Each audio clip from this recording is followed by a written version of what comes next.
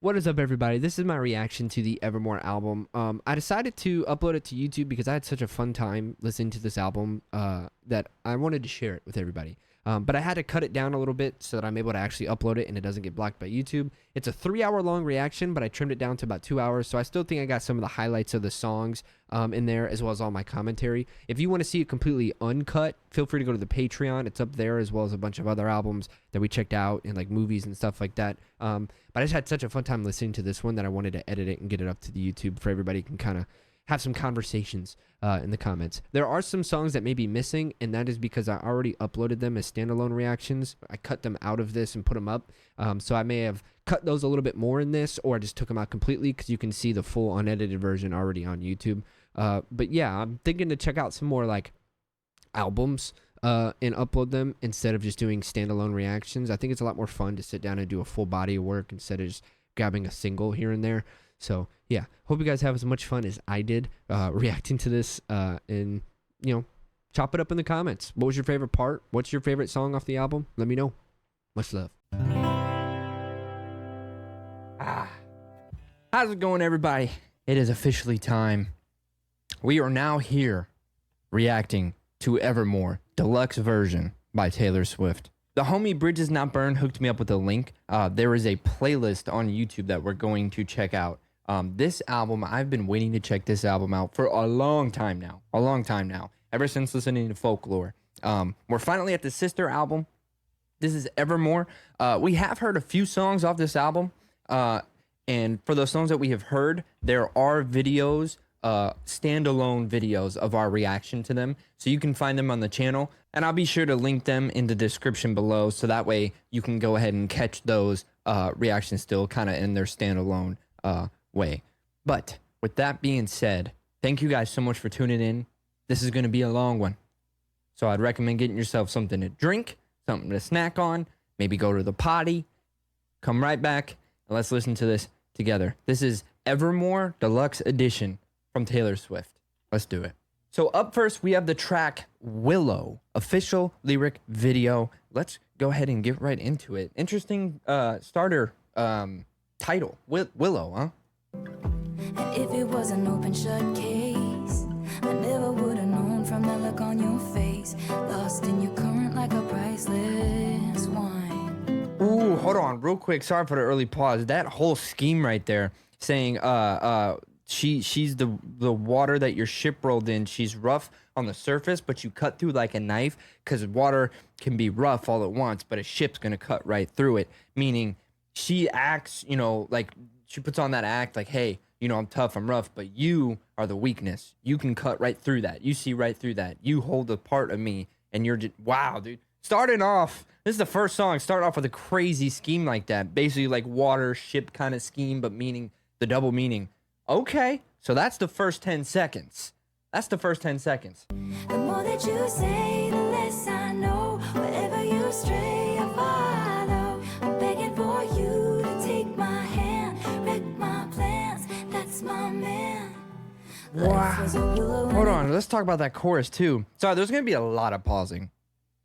I just want to preface that. So if you prefer reactions where we just kind of play it and then say a couple words, I mean, I get that, right? But I love music. Music is literally like my, you know, I love it. So anything that interests me, I just love talking about it. I love learning about it. That chorus, really love the vocal, the way they did the vocals there. Panned them left and right. We had some harmonies in there. It was like a lot of head voice, very breathy. Stray, I follow. I'm begging for That background, but like more breathy and stuff. She's got some range, especially in that falsetto part. But like, I like that it sounds powerful, but it's very calm, right? It's not overtly in your face, but there's a lot going on. But the way they mixed it, very, very, very big, but also subtle. That's hard to do. That is hard to do. And after watching the Miss Americana documentary and seeing how involved she is with the production, makes me just guess that was definitely like part her call. It had to been her call to do that. Like production wise, really fits really nicely, because this instrumental again is super simple, very just like acoustic guitar. I think there's a bass in there. It's either a bass guitar or it's like a really low piano. I didn't really hear too well, but it's kind of like matching the melody too, to add a lower harmony in there as well. If you listen closely, you hear the high harmonies really easily, but then if you listen closely, you'll hear like a lower harmony, but it's not a voice, it's an instrument, and it's either a guitar or it's a piano. Really interesting production on this. Life was a willow and it bent right to your wind. But I come back stronger than a 90s trend. Hey, okay. Wait for the signal and I'll meet you after dark.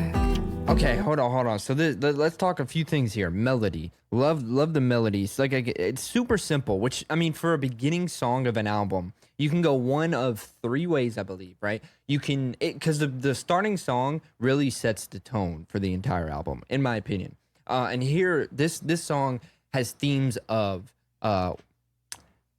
like I want to say folk, but acoustic, right? Acoustic vibes. I mean, we're talking about willow trees, which is pretty folky, but no, yeah, melodies are super calm and relaxed.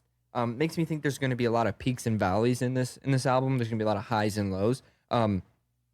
Let's look at the lyrics though. Life was a willow and it bent right to your wind.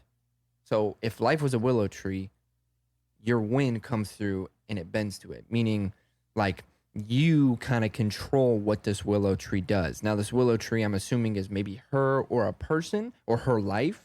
That whoever this person is comes through and essentially can bend and mold however they want, right? Interesting metaphor using a willow tree, though. I really like that. This bridge. Let me go to this bridge. Life was a willow and it bent right to your wind. They count me out time and time again. Life was a willow. It bent right to your wind. But I come back stronger than a 90s trend. I mean, that's pretty face value. Come back stronger than a 90s trend, because, you know, 90s trends, they come back every once in a while. Okay, start off very, I mean, Taylor Swift lyrics, man. Taylor Swift lyrics. They're always thought-provoking as hell. Wherever you stray, I follow, begging for you to take my hand, wreck my plans. That's my man. You know that my train can take you home. In that line, you know that my train could take you home. I'm looking, it could be a callback to Cardigan, because in Cardigan she says, "'Cause I knew you stepping on the last train." She's saying now her train could take you home. Anywhere else is hollow. Ooh. So I'm looking at so I have the Genius thing pulled up, and I'm kind of just seeing what they're grabbing about it.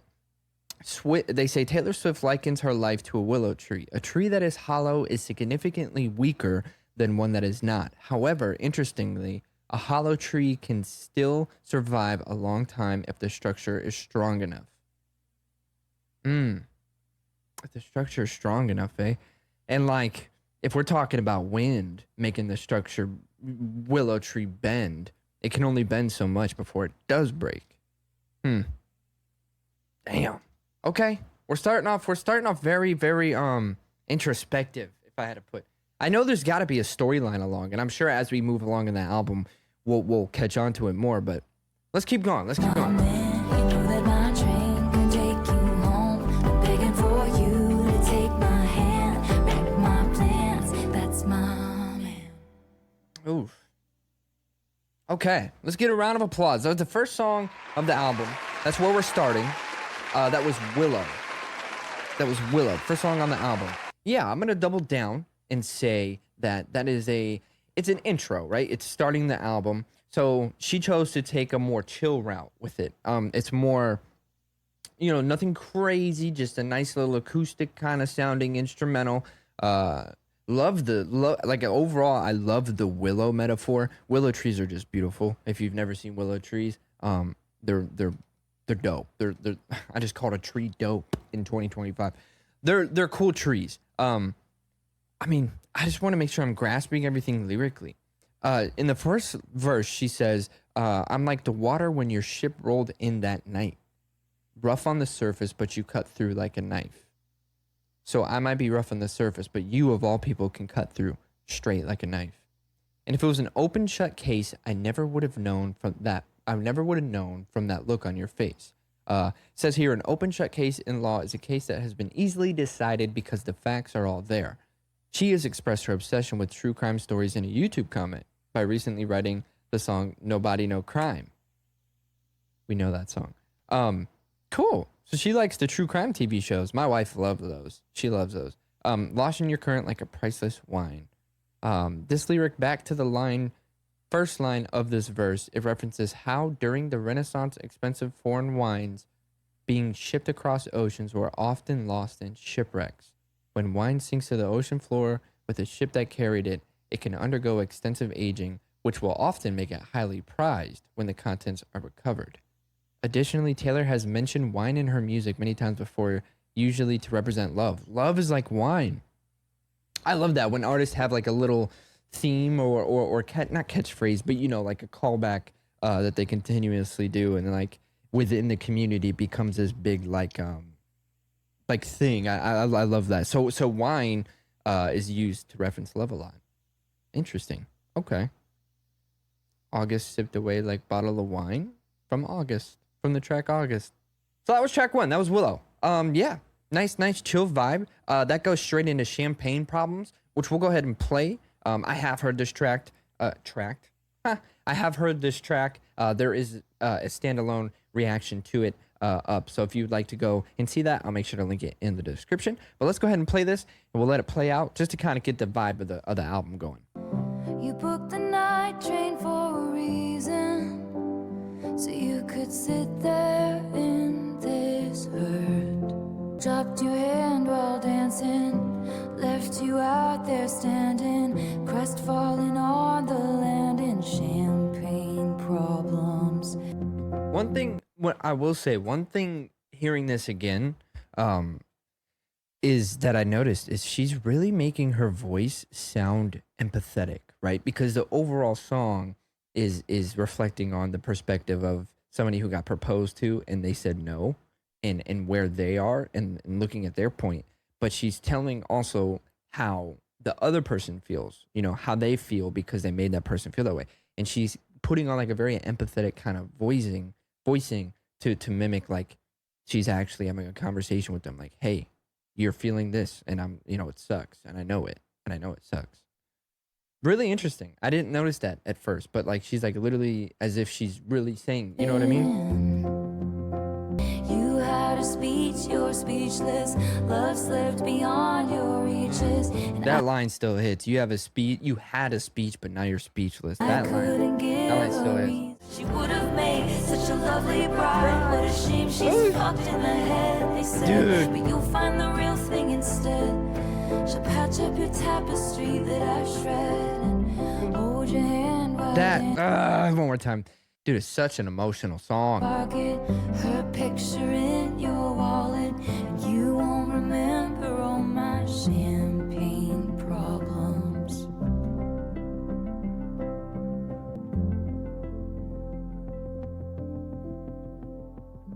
That little,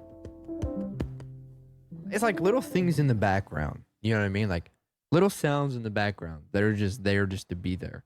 Round of applause. That was Champagne Problems by Taylor Swift. Yeah, man. Like I said, we've heard that one. We've done a full breakdown of it. It's emotional, man. That last line too, like, you won't even remember my champagne problems. You're gonna find somebody, that'll settle down and all that stuff. It's a tragic tale, but like I like that it's from a perspective of like the other perspective. I said most of the time people will write about the perspective of somebody who got told no, but this is more from the perspective of somebody who said no. Just, you never hear stuff like that. All right. Up next, we have Taylor Swift, Gold Rush. This is the official lyric video, track number 3 on Evermore. Let's go ahead and check this one out.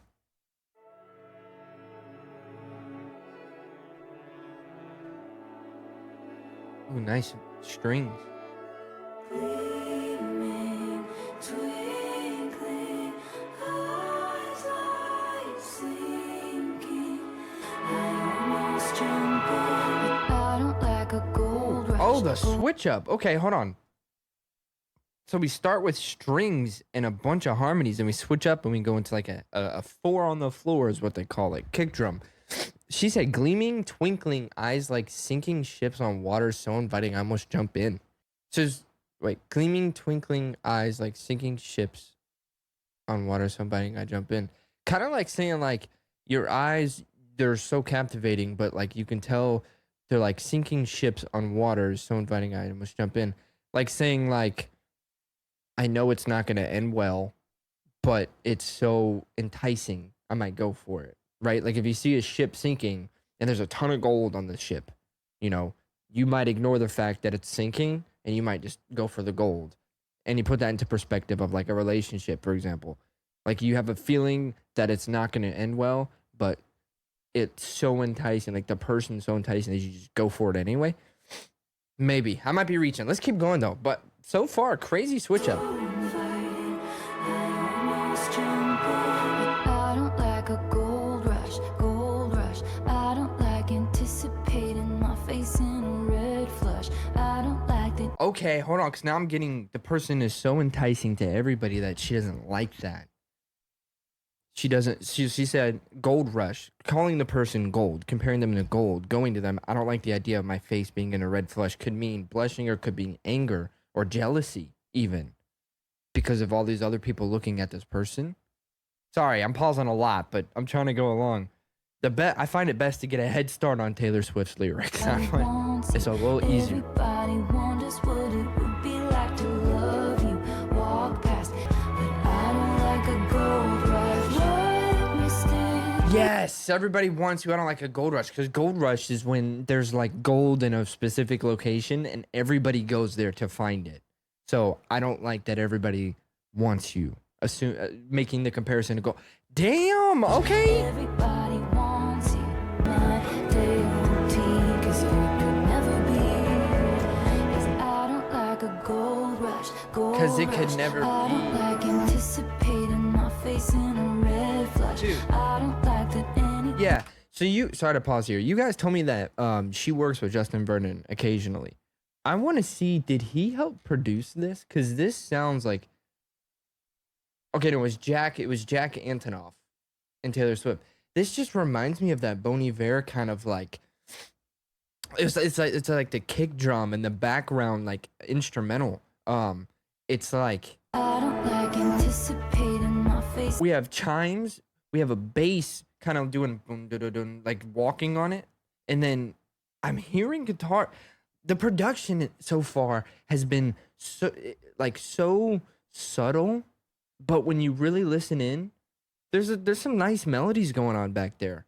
It's like, damn, you know, you get really distracted by the lyrics, as you should, which is understandable because they're the lyrics of the song, right? But like, I find it very like it's very seldom where like I'm watching another person listen to a song or reacting to a song where they actually pay attention to the instrumental in the background, because a lot of times, I've said this before, the instrumental is all the time actually, the instrumental is a big part of the song and it helps tell the story, right? We have that uplifting moment for the chorus. That's like an important part. The instrumental emphasizes that by rising with the vocals. You see what I'm saying? A gold rush, gold rush. I don't like anticipating my face in a red flush. I don't like that anyone would die to feel your touch. Everybody wants you. Ooh, sorry to pause right there. That line, I don't like that. Falling feels like flying till the bone crush. When you fall for someone, you fall in love with them. But in this case, falling is really just flying because it's nice until you land. And then it's crushing. Whoa, that goes back to the eyes like sinking ships on waters. It's nice when you go to the ship that has all the gold on it, but when the ship sinks, then it sucks. My mind turns your life into folklore. I can't dare. She said folklore? Hold on, what did I miss? Hold on, what did I miss? Place like dominoes. My mind turns your life into folklore.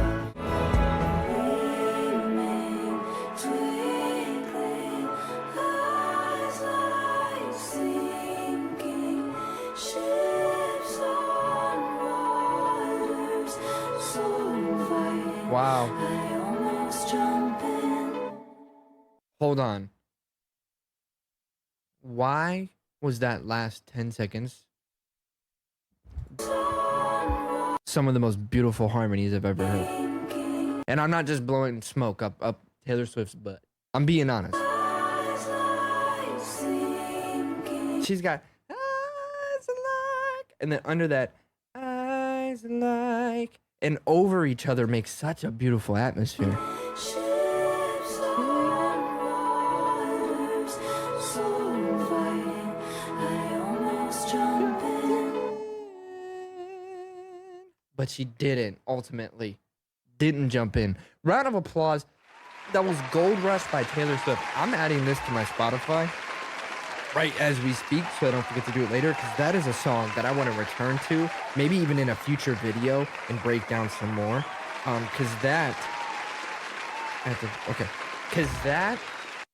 that song, while I talked about as much as I could here, but like I feel like that's definitely a song. There's actually a few songs like that I've heard already, like that I really would like to go back to in the future and do like a standalone, like give it like a solid 20-30 minute video for the one song, and just break it down lyrically, instrumentally, and just how it makes me feel also, not even just like the face value things as in like lyrics or anything like that, but like just emotionally, right? Like different sections of the song, how they relate to other, like there's so much you could break down with each one of these songs, especially with Taylor Swift, with how intricate the writing is, that I like, if I were to do what I want to do for every song, this would be a 10-hour video. And I'm not even like, there's what, 17 songs in this album, dude, this would be a 10-hour video. That's why I think what I'll do, or what I could do, maybe, let me know in the comments if that sounds like a good idea, but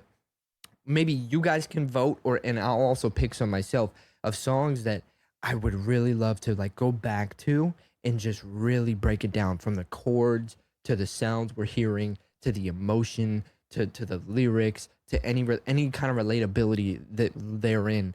And I think this song is a good start, or who knows? Just let me know in the comments. But like, there's so much stuff that like, it's just so much more, like, because the thing about a reaction video, and I'm sorry if I'm talking a lot, you can feel free to skip ahead to the next track, but the thing about a reaction video is you can only get so much from your first initial reaction, right? Like, I can only get so much from my first listen, both lyrically, musically, anything like that. I can only get so much within that first reaction, that a lot of stuff that I feel like I could go through and break down and talk about get overlooked, like if I went back for a second listen.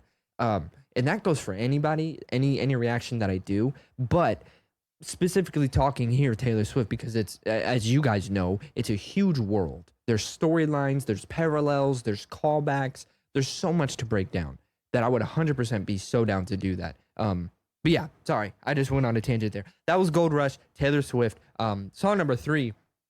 So far, I stick by what I was saying in the beginning. There's a lot of peaks and valleys. We already had Willow, which was kind of, if you'd agree, kind of like a plateau kind of song, right? It was very just straightforward, simple melody, simple story. Then we get to Champagne Problems, which was heart-wrenching. That's definitely a low, right?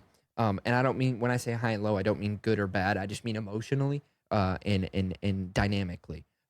Very a low song. Then we get to Gold Rush. That's up. We definitely, especially that chorus, that rising. It's literally in the song, right? That emotion, it's rising. Peaks and valleys already happening, and we're on song 3. Let's go to song 4. So next song is "'Tis the Damn Season," which I'm assuming is Christmas. Is gonna be Christmas. I don't know when this album came out. This lyric video was 4 years ago, December 11th. This specific video I'm watching here. Up next, we have Taylor Swift, "'Tis the Season." Like I said, it came out December 11th, at least this video did. Let's see what she does. Christmas, for those of you who don't know, is my favorite holiday. The vibes, I don't know, the music, the vibe. I grew up in Ohio, so like the snow was like a big part of my childhood. I'm not there anymore. There's barely ever snow where I'm at now, so I miss it. Anyways, enough about me. This is "'Tis the Damn Season." Sounds like she's mad about it, but let's see. If I wanted to know who you were hanging with while I was gone, I would have asked you. It's the kind of cold, fogs up windshield glass. Hold on. Was gone, I would have asked you. Hold on. Okay. Transparency? I thought my computer was messing up. That's the song. Fogs up windshield glass, but I felt it when I passed you. Dude, this instrumental is breaking me. Hold on. Felt it when I passed you. We have like an electric guitar pan mono, right, in the middle channel. Then we have another guitar. I don't think that's a bass. I think that's just them playing like a lower octave version of the chord, maybe, with a lot of reverb on it. And then like a tambourine on our right ear. Very discombobulating. Very discombobulating. In a way that's going back to what I said earlier, that factors into the song, 'Tis the Damn Season. Clearly it's snow, right? So it's got to be winter. A snowstorm, both metaphorically and literally, are discombobulating. Snowstorm literally meaning an actual snowstorm, right? There's snow everywhere. It's crazy, discombobulating. But mentally, a snowstorm, brain, like, you're freaking out, right? Like just some kind of freak out, meltdown, whatever, discombobulating. That just is more of what I'm saying, where the instrumental holds a super important part to the song.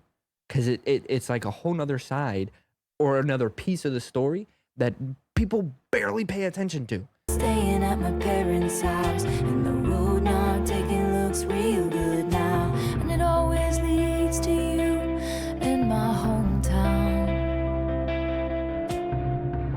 I parked my car. Okay, we're going to pause there. We're going to talk lyrics. One thing I do want to say, the harmonies so far in this album have been some of my favorite I've heard from her. So I have this pulled up here on the side. So the lyrics state in this first verse, if I wanted to know who you were hanging with while I was gone, I would have asked you. It's the kind of cold, fogs up windshield glass, but I felt it when I passed you. There's an ache in you put there by the ache in me. That line off face value real fast.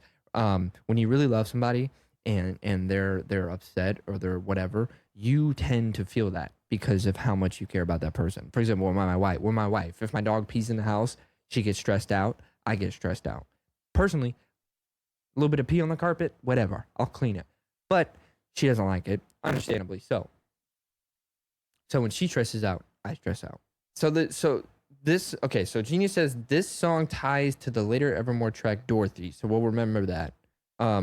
It says in the inner liner notes of the album, Swift wrote that one of the song storylines on Evermore was about what happens when Dorothy comes back from Hollywood for the holidays and rediscovers an old flame. This likely refers to 'Tis the Damn Season, given these lyrics mention of both Los Angeles and winter holidays. Because I know, that's what I was saying, there's storylines in this album that we gotta try our best to catch and follow. So in the perspective of Dorothy coming back from Hollywood, if I wanted to know who you were hanging with while I was gone, I would have asked you. But you've probably seen it on social media, no? It's the kind of cold, fogs up windshield glass, but I felt it when I passed you. Oh, so maybe there's some history there and she left and came back. And then this is like, oof. Okay, let's keep going. The holidays linger like bad perfume. You can run, but only so far. Oh. I escaped it too. Remember how you watched me leave. But if it's okay with you, it's okay with me. Hold on. Okay, so if we're looking at this from the perspective of Dorothy leaving, she's in a place in a relationship with a person. She escapes, quote unquote, goes to Hollywood. Then comes back, and then we get lines like, "You can call me babe for the weekend while I'm here." Rekindles that flame, but she's only there temporarily. And the road not taken looks real good now. Because she was gone. And because when you're gone, it's like telling a baby no, or telling a kid they can't have something, right? And I'm not comparing her to a kid. This is just the first that popped in my head. When you tell somebody that they can't have something, it makes them want it more. So when you move away and you had a little thing with somebody in one place, that gets blown up because you don't know what would have happened if you went down the road that wasn't taken, which now looks good. And it always leads to you in my hometown. Okay. That's where I'm at so far. Let's keep going. Ooh, I love that. Parents' house, and the road not taken looks real good now. Time flies, messy as the mud on your truck tires. Now I'm missing your smile, hear me out. I love that.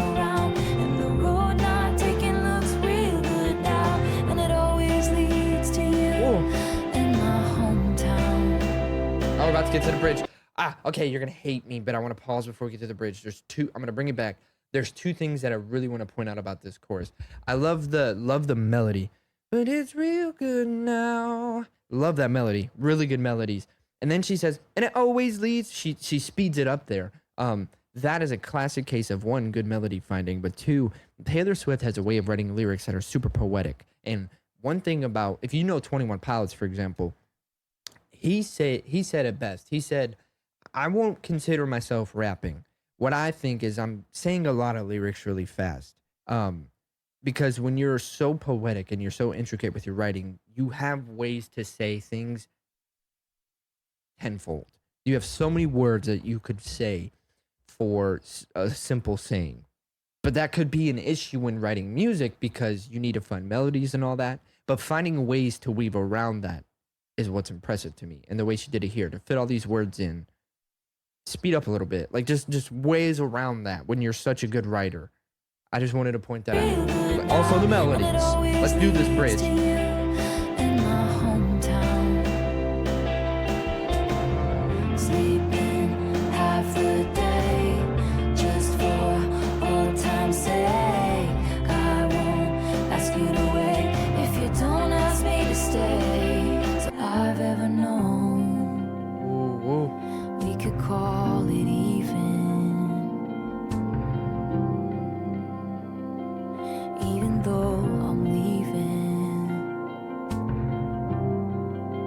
Pause again. I'm so sorry. We got to talk about that bridge.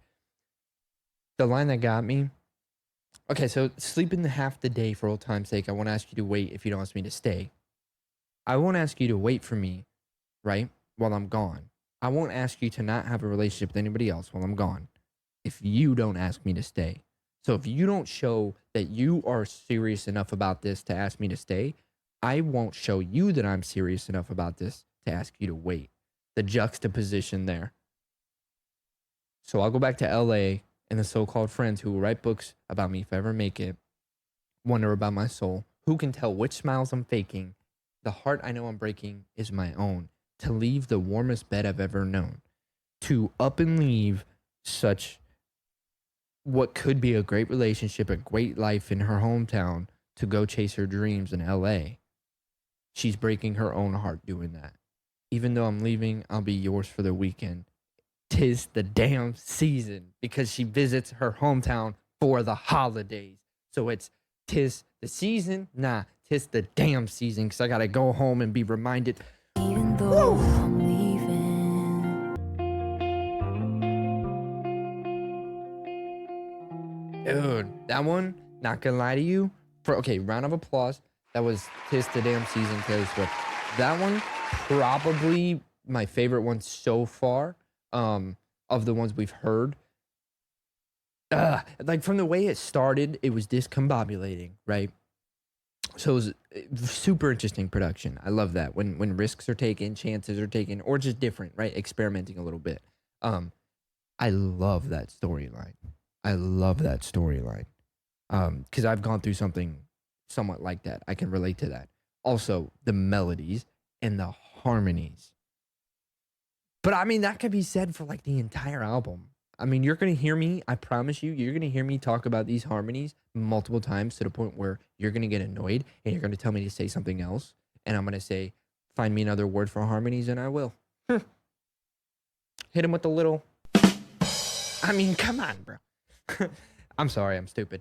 That was 'Tis the Damn Season. Definitely a favorite for me so far. That was also track 4. All right, up next, we have Taylor Swift. Tolerate It. Official lyric video, also track 5 of the album, Evermore. Let's do it. I sit and watch you reading with your head low. I notice everything you do or don't do. You're so much older and wiser, and I wait by the door like I'm just a kid and watch you tolerate it. Know my love should be celebrated, but you tolerate it. Wow, this one. Okay, so this one's definitely very sad. Yeah. So of production is just pretty much like some nice percussion in it, like soft percussion. Percussion, for those of you who don't know, but I'm assuming a lot of you do, is like stuff like you could think drums, right? Anything that's like segmented, so like fourth notes, quarter notes, whatever you want to call them, like which is essentially the BPM here, but it's like soft, so it's like not really loud. It's kind of in the back. You kind of feel it more than you hear it. And then there's a really nice piano melody. Love that piano melody. Lyrics. This one's got some heavy lyrics. I sit and watch you read in with your head low. I wake and watch you breathe in with your eyes closed. I sit and watch you. I notice everything you do or don't do. You're so much older and wiser. And I wait by the door like I'm just a kid. Use my best colors for your portrait. Lay the table with the fancy shit and watch you tolerate it. If it's all in my head, tell me now. Tell me I've got it wrong somehow. I know my love should be celebrated, but you tolerate it. Instantly, this one I feel is very face value. It's a relationship where one person feels like the other person's not doing enough, or just not celebrating them, not praising them. It's basically like tolerating. So it's like, I'm doing all these things for you, but you just seem to not appreciate it. You just tolerate it as if it's like an issue or it's not love. You know what I mean? Like it's not being appreciated, it's being tolerated. And that's got to be rough to like love someone and do all this for them and then not even like notice it or act like exists, or you know what I mean? It's not like appreciated, it's just tolerated. That's the best way I feel like I could put it. It's not appreciated, it's tolerated. Yeah. Older and wiser and Oh my. wait by the door like I'm just a kid. I'm sorry to pause. The reason why I'm pausing because I want to bring it back. The way the chorus comes in with those harmonies. There it is again, harmonies. If you made it this far in this video, type #harmonies in the comments. If you agree with me that these harmonies are insane. Now we're getting a lower harmony. That's her. She's doing the lower harmony. There's so many harmonies. The way it just comes in like that. It's like a wave. It's like a wave. Which goes into what I've been saying this whole time, how important the sonics of the song are to the story. Let me explain. It comes in like a wave, the chorus. These emotions that you feel in a relationship hit you in a wave, right? You have your days where things are going good. Then you have your days where you wake up and it's just boom, everything hits you all at once. Whatever you're feeling, everything hits you all at once. And I feel like that's what the chorus is insinuating. Because it's the verses, if you think about it, are very calm. But then when the chorus comes in, she doesn't even start, like she starts with the word I, but I mean, it's really like a sound, right? It's like that. It comes in like a wave. Listen for that. That's how important, like I'm trying to say, like you need to pay attention to everything, not just lyrics. Lyrics are very important. Pay attention to the lyrics. But also, after you do that, go back and listen to the sound, the instrumental, the voice, how it sounds, how everything's, because it's supposed to go together. There's, you know what I mean? Like, You're so much older. Listen to this wave. And wait by the door like I'm just a kid. If it's all in my head, tell me now. Tell me I got it wrong somehow. I know my love should be celebrated. Ooh, part of pause again. Tell me all if it's in my head. Tell me if I'm wrong somehow. I get from that is because the way that they're feeling, like they're not appreciated, they're just tolerated. And they say that to the person. The person's like gonna be like, no, I do appreciate you and all this stuff. You know, they kind of gaslight you in a way. Like, yeah, I do appreciate you. Or they might, for the alternative, they might say, you don't do all these things. Or say like, no, you don't do enough. It's you. You think you do, but you don't. It's like the gaslighting aspect. There's so many ways to look at this. Break free and leave us in ruins. Oh my Took God. this dagger in me and removed it. Gain the weight of you, then lose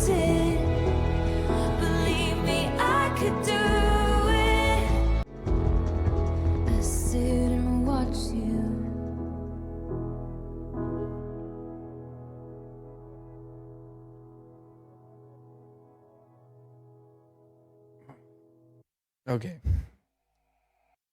Round of applause. That was Tolerated by Taylor Swift.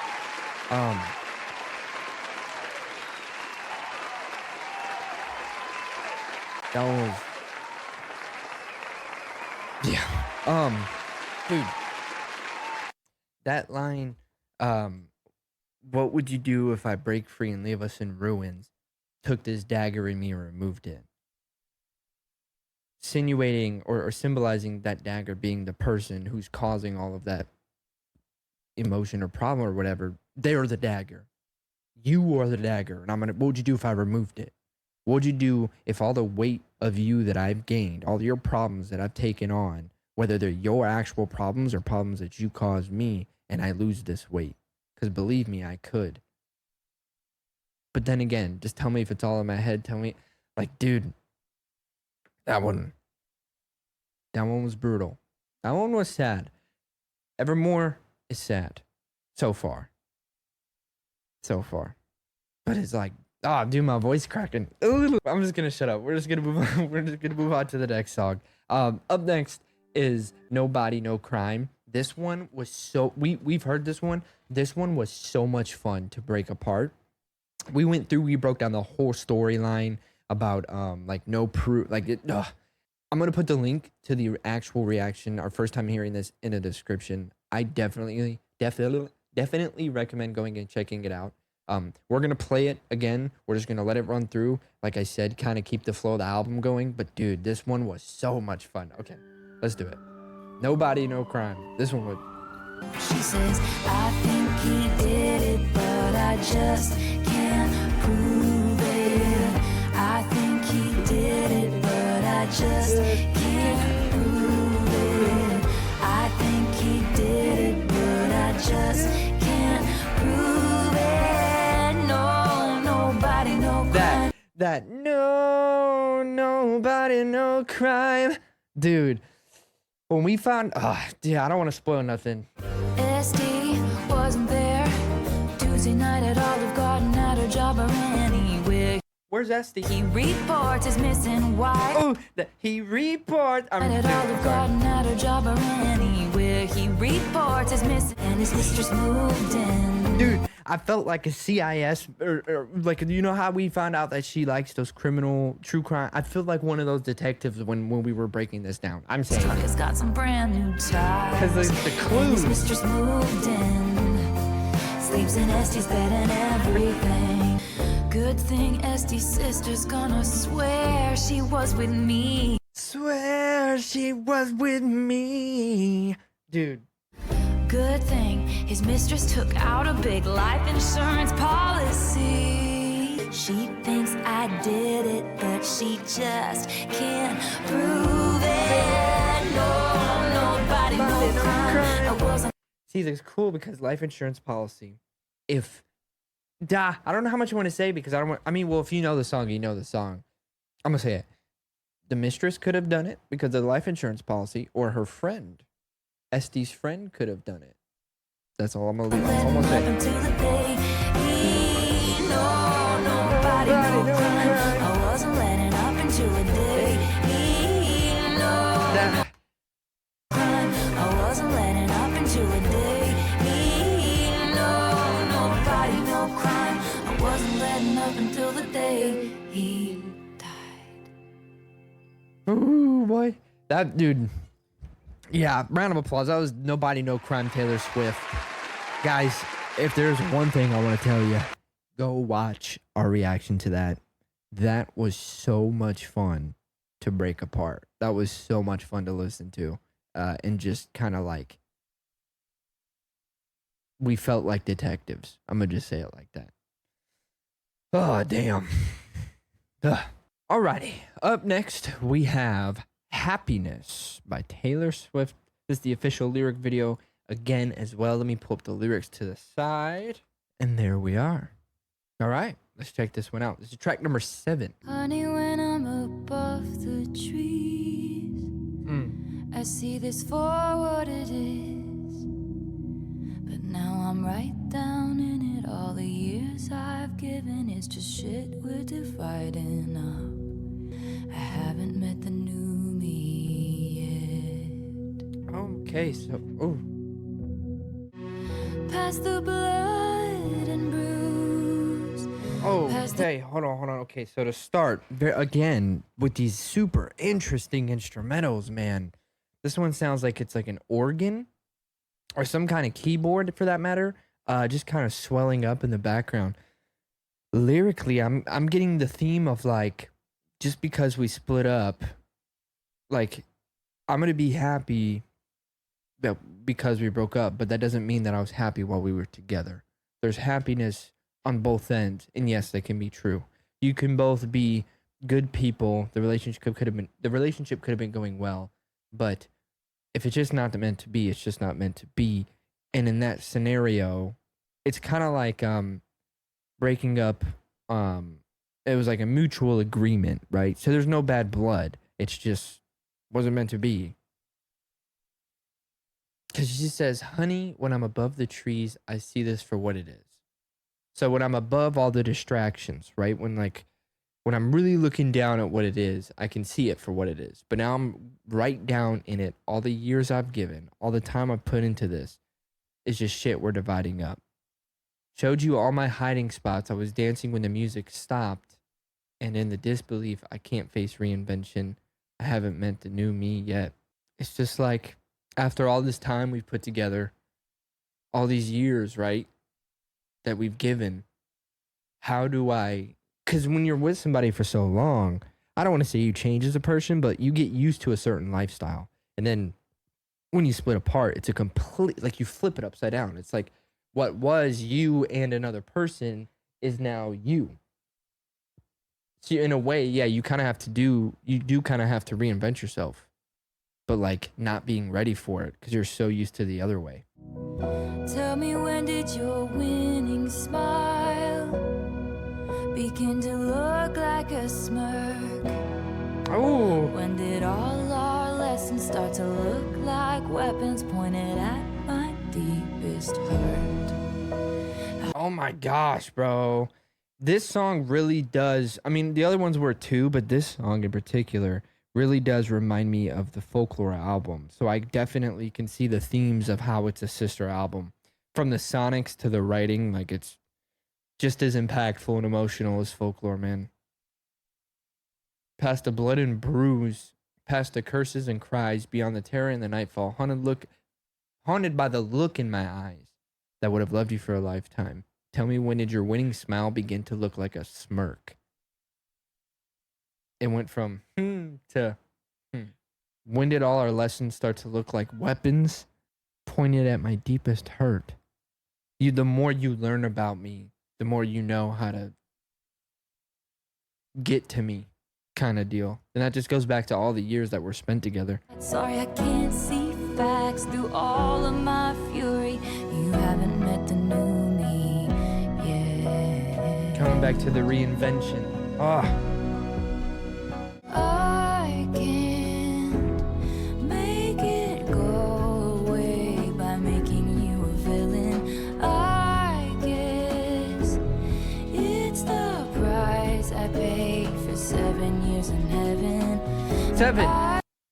Track 7, she said the word 7. Twice now. Because the Folklore album, the song 7, the track 7 was called 7. There's a whole 7 thing going on there.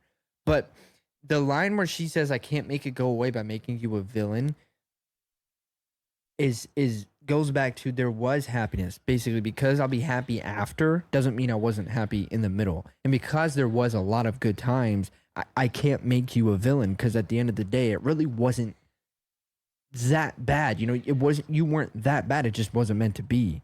There was nothing innately that made me feel like I could turn you into a villain, because you really aren't that bad of a person, or you aren't bad of a person at all. It was just circumstance. Isn't that crazy how one line has so much context just because of what we saw before? That's crazy. I guess it's the price I paid for 7 years. Ooh, sorry. One more thing. I'm sorry for pausing again. The way she says, I guess, right? Then she goes, it's the price I pay for 7 years in heaven, or however she says it. But the way she said, it's the price, it's a sigh. it goes back into what I said again this whole time is the sonics, how she's singing the vocals, how the instrumental sounds is all a part of the story. When she's sang like that, it literally sounds like she's contemplating, she's talking to herself, or she's having this conversation with somebody. Because when you have conversations that are like emotional, your vocal inflections reflect that. So like sighing or like sounding like you've given up could be like just different ways that your voice will project whenever you're having these types of conversations. And she's doing it in song form. Everything matters in the song, not just the lyrics, how it's sang, the way it's worded, the way the instrumentals come in. It's just crazy, man. I can make it go away by making you a villain. No one teaches you what to do, but a good man hurts See? you, and you know you hurt him See, it's too. mutual. Because a good man hurt you, but you also hurt a good man. So I can't make you the villain because I'm just as much in the... You hurt him too. Another juxtaposition. But now my eyes leak acid rain on the pillow where you used to lay your head. Ooh, now my eyes leak acid rain on the pillow where you used to lay your head. Tears have a lot of salt. Salt deteriorates things, right? So you could draw that comparison to acid, but tears fall like raindrops, teardrops, acid rain. My eyes leak acid rain on the pillow where you used to lay your head. That means I cry on the pillow. Dude, I'm telling you, the writing, bro. It's just as much as I'm saying the instrumental and the way it's sing is important, the lyrics are just important, if not more. But still, you know, it's the whole package that's important. That's a crazy line. Might be one of my favorite lines we've heard so far. Pillow where you used to lay your head.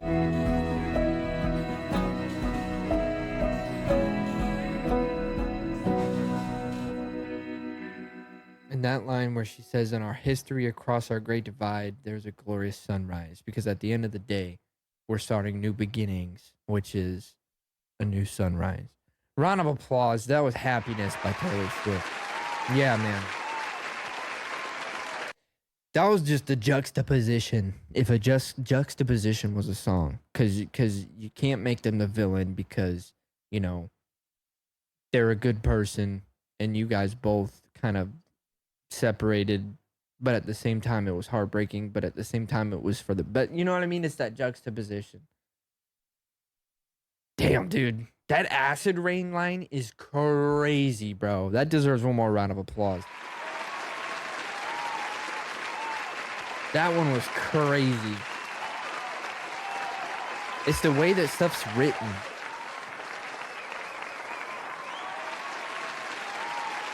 I wonder what's the deal with the number 7? Because she oftentimes, this is the second time. Is it, and I wonder if it's just these two albums due to the fact that they are both sister albums, that 7 has a significance for somehow, some way with the track 7. It's just like an interesting little tidbit, maybe. It's like little pieces of lore candy in between each track. Okay. Well, that was track 7. We are now on to track 8. This is Taylor Swift's Dorothy official lyric video. This one's going to be interesting because we finally hear Dorothy's name in the title. Let's check it out. Hey Dorothy, do you ever stop and think about me? When we were younger, down in the park, honey, making a lark of the misery. Ooh, that writing. Okay, so automatically I'm getting this is written from the perspective of, remember "'Tis the Damn Season"? That was from Dorothy's perspective. This is from the other character's perspective, who she left. I don't know if there's a name. James. I think it's James. Oh, okay, wait. Because it says Dorothy narrative is not a direct continuation of Betty James and August. But in her mind, Dorothy went to the same school as Betty James and Inez. Okay. So whoever's talking here, let me know in the comments if you guys know. This is their perspective. This is their message back to Dorothy. Hey, Dorothy, do you ever stop thinking about me? Because, you know, she went to Los Angeles, when we were younger down in the park. Honey making a lark of the misery, basically making the best of what we had. You got shiny friends since you left town. She's in Los Angeles. Shiny friends. I'm assuming famous or popular friends. A tiny screen's the only place I see you now, basically on TV, YouTube, stuff like that, right? And I got nothing but well wishes for you. Means I'm supportive, but that line, it has that underlying tone of like, but I missed the hell out of you, and I'm kind of like upset a little bit that you left me, but at the same time I get it. Dorothy. Ooh, look at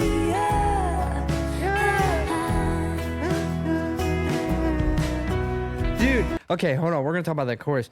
This is giving off super like, again, acoustic vibes. We have a really nice electric guitar, still with the percussion. Very very simple, very in the background. The bass line. Pay attention to the bass line if you like this song, or if you continuously listen to the song, or if you haven't heard it in a while. Listen to the bass line. The bass line's moving around a lot. There's a nice like walk down, then it walks up, kind of.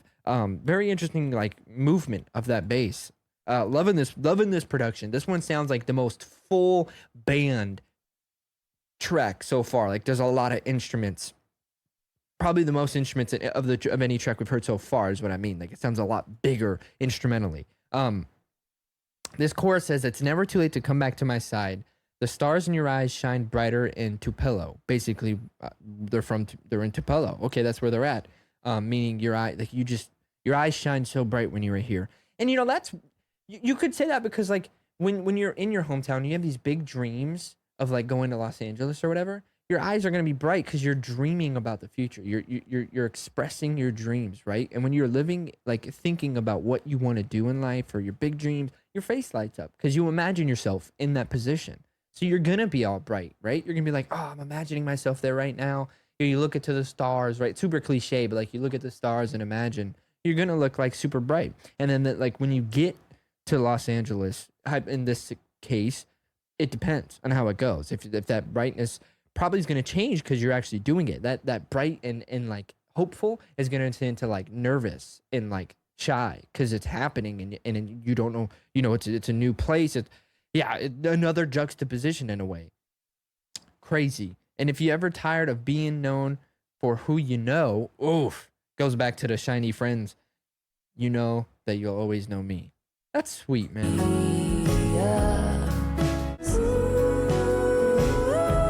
I like those. Hey Dorothy, do you ever stop and think about me? I like this. I guess I'll never know.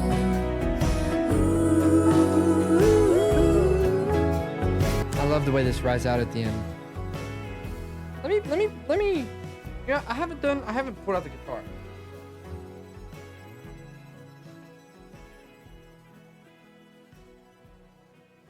Okay, so firstly, round of applause. That was Dorothy by Taylor Swift. I really like that track because I feel like it was a nice change of pace, right? We've had piano tracks, we've had interesting tracks with like just some guitars and maybe a little bit of percussion. This one was kind of like a full band set, right? I really like how she'll let the instrumental breathe. Because with somebody as lyrically talented as she is, you would think they wouldn't waste a beat, right? They would constantly have words for every second of the song. But she's so like musical, if that makes sense, to where she's like, no, she even understands that the instrumental also helps tell the story. So on the way out of the track, what she's doing is we got capo second fret. If you want to play this on guitar, this way. Anyways, put capo second fret, and then you're just gonna do an E minor shape to B minor shape to D major shape to A major shape. And she's kind of just giving you some oohs and ahs. It's like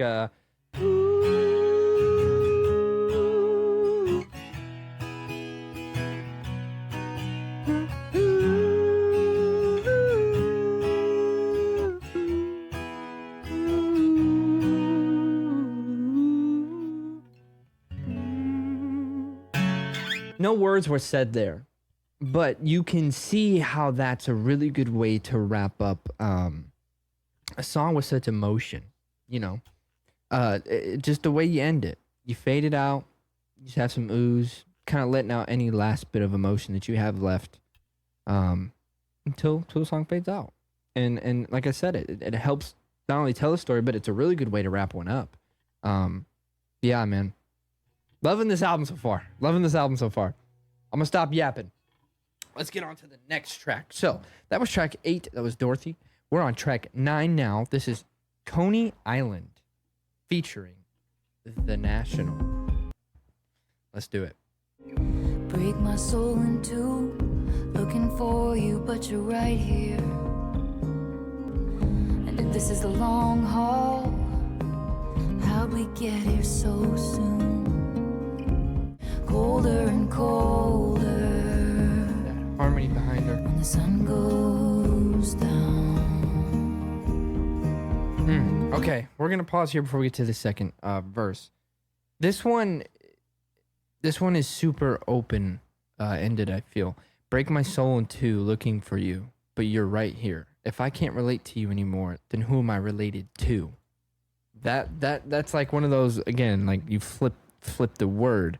I think that kind of can go back to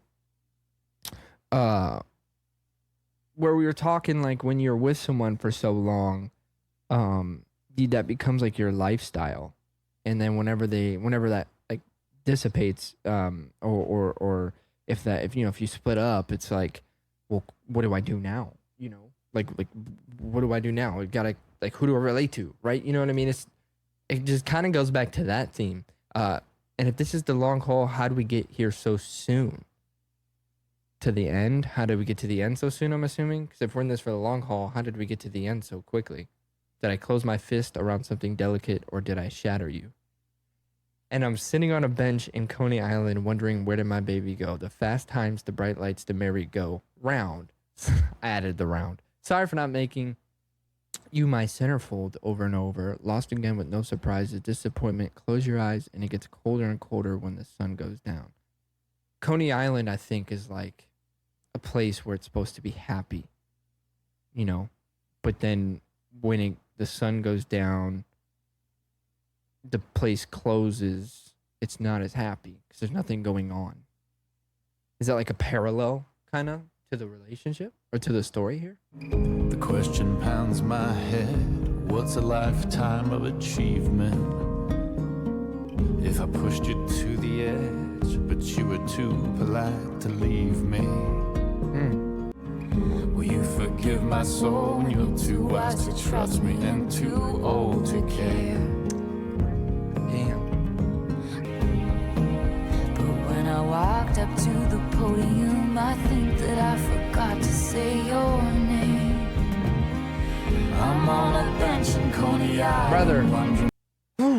wondering- Why do they all have to be sad? Like, why? Is there a reason? Over and over, lost again with no surprises, disappointments. Close your eyes and it gets colder and colder.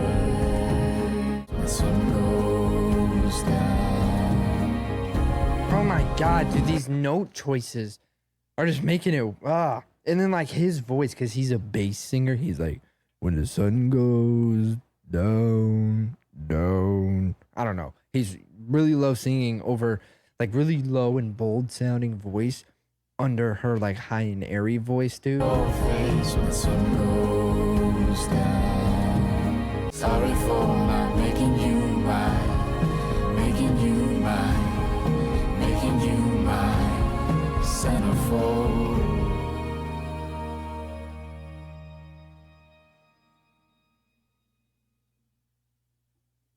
Round of applause. That was Coney Island featuring The National. For me, what got me, I think, the picture. Here, let me make it bigger for a second so you guys can see what I was looking at. I mean, you could see it, but we'll make it a little bigger. It's Coney Island, but because that's the Ferris wheel. But it's like literally dark, damp, cold. Like, seeing that imagery, I keep doing this, but it goes back into what I'm telling you, where everything is a part of the song, especially with Taylor Swift. Not only the instrumental, not only the lyrics, not only the way that she's singing, but I forgot to talk about the visual. I mean, this was uploaded by Taylor Swift, like on her channel. And I feel like it sets the image, or it sets the theme for the whole song. And you're just kind of staring at the sad the sad Ferris wheel. This Ferris wheel is sad. And it just kind of like further impacts the lyrics. That dude's got a good voice, man. What's his name? Matt Berninger? That's his name? Is that his name? Matt Berninger. He's got a good voice, man. It fits this style of music perfectly. They go really well together. Ugh. Why they all gotta be so sad, man? Why do they all gotta be so damn sad? This is Ivy, official lyric video. Already, I love the visual for this. Let's check this one out. I was one to know I'd meet you where the spirit meets the bones in a faith forgotten land. Widow goes to the stone every day, but I don't. Did I hear a banjo? Hold on. The old widow goes to the stone. I think that was a banjo. Every day, but I don't. I just Or a sit mandolin. here and wait, grieving for the living. Oh, goddamn, my pain fits in the palm of your freezing hand. Taking mine, but it's been promised to another. Oh, I can't stop you putting roots in my dreamland. My house is stone, your ivy grows, and now I'm covered in you. Okay, we're gonna do our first pause here, a minute in. First and foremost, I love this. I love the instrumentation on this. This is like super folky, eh? I just said A. This is super folky though. Like, well, like instrumentally, acoustic guitar, very forward. I think a banjo. I think I heard a banjo or a mandolin in there, or maybe even both. It's nice and calm, and the harmonies make up for the fullness. Harmonies. What is going on? Let's look at some lyrics real quick. Verse 1 states, how's one to know I'd meet you where the spirit meets the bones? Heart, right? You'd meet me in my heart. Your spirit is your heart. Maybe. Either heart or brain, but I'm saying heart. In a faith-forgotten land, in from the snow, your touch brought forth an incandescent glow. Wow. Tarnished but so grand.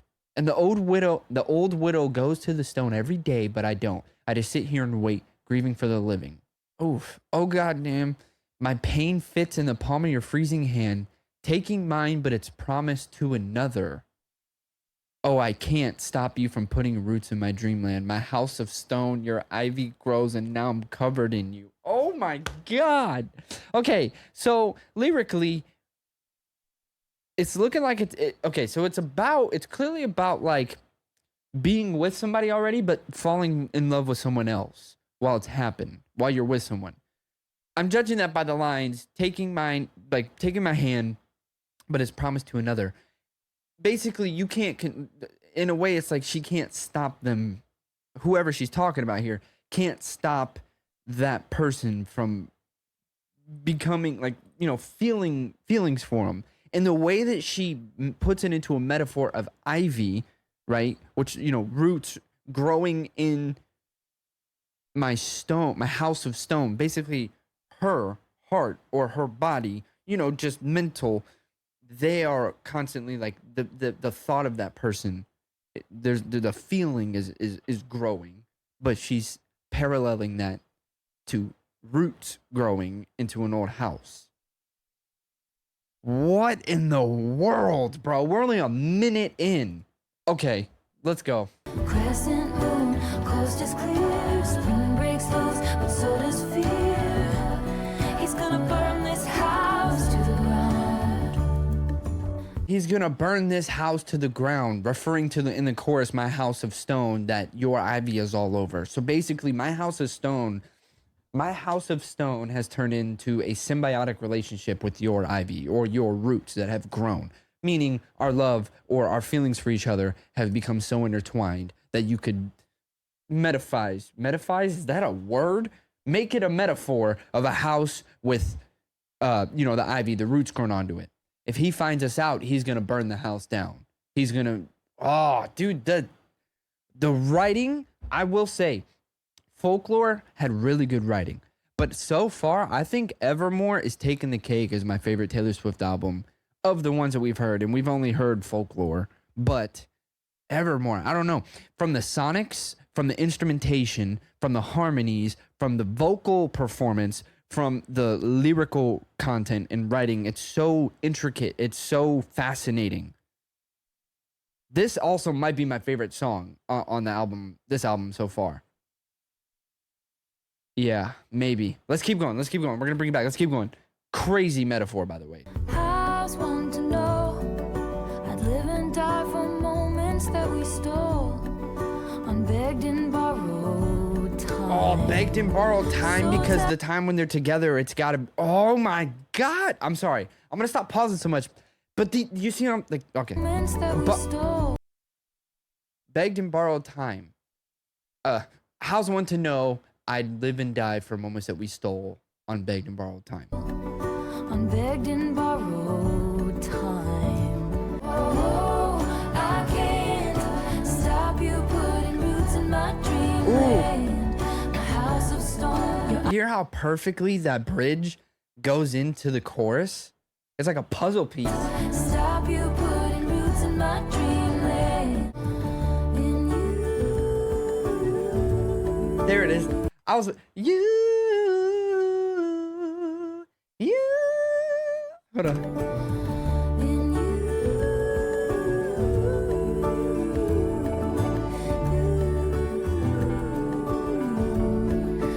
Now I'm covered in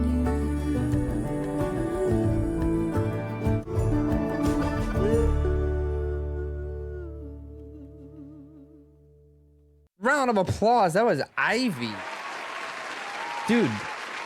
Yeah. So the writing on that one was I love the fact that it was all parallel to Ivy or Roots growing into like her house of stone, but it was definitely like an affair. It was a whole like parallel song. That was this is probably my favorite one so far. I know it's a little early to say that. We still have a few more tracks to go through. Yeah. That one was probably my favorite so far. I really did like Dorothy. No Body, No Crime too. Okay. Well, we're just gonna... Okay. Solid. Really love that one. Up next, we have Cowboy Like Me. Let's put the lyrics. Cowboy Like Me lyrics. and the tennis court was covered up with some tent-like thing. I've got some tricks up my sleeve. Takes some tricks up my sleeve. Take Sleeve.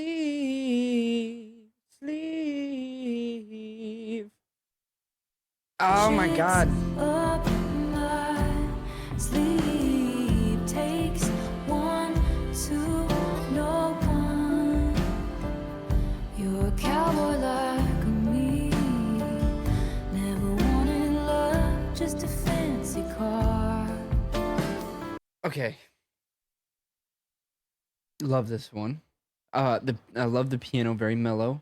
Nice subtle percussion to kind of help push the song along. But it's the cadence in which they're singing.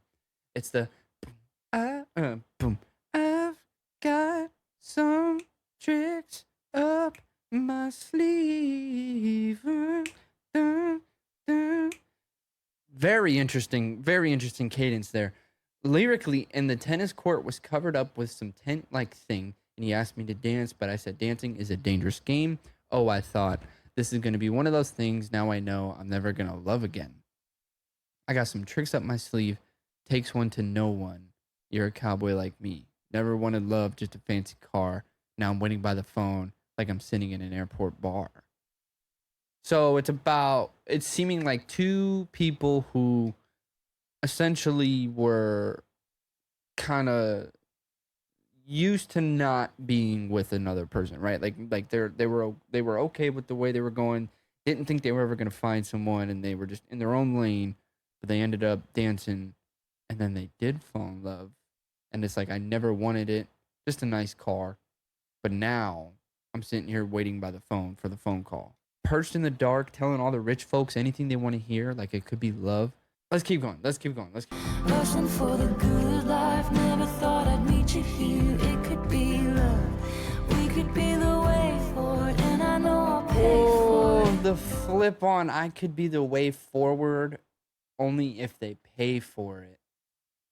We could be the way forward, and I know I'll pay for it. For it. Oh, come on.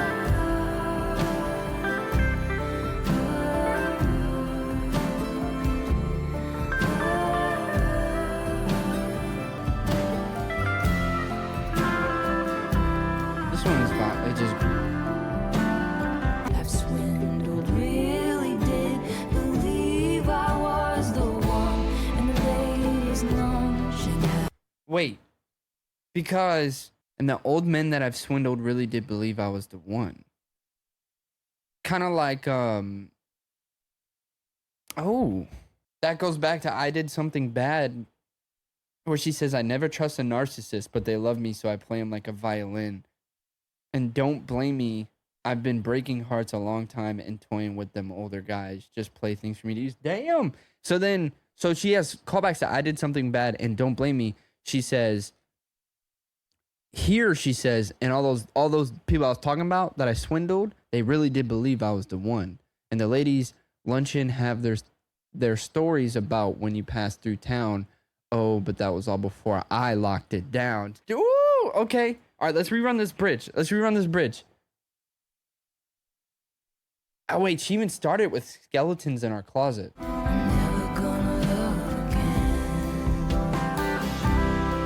So she's saying forever is the sweetest con. So like saying we're going to be together forever is itself a con. Because forever isn't inherently forever.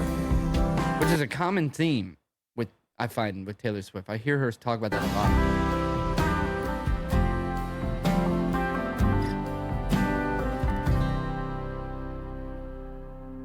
Round of applause. That one was Cowboy Like Me, the official lyric video. That one was very like sweet, almost it was more of a groove, I'd say. It was like the instrumental was rather simple, but I really liked the little ear candy elements they threw in with like the guitars, slide guitars. There was like a little solo part where the guitar kind of just did its own thing. It was a fun little ride, honestly. That's definitely one of the more like you put them on and you just vibe to it. The melodies in that one were what did it for me. Let me look. So for like I guess you would call it the chorus maybe. We have a F major. There's no capo on it. F major or just F, right? To C. Back to F to G major, back to F to C major, back to F to G.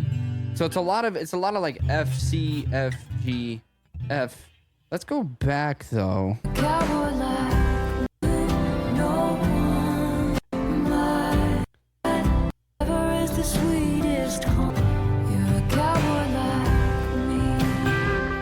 Okay. I've had some tricks up my sleeve. Takes one to know one. You're a cowboy like me.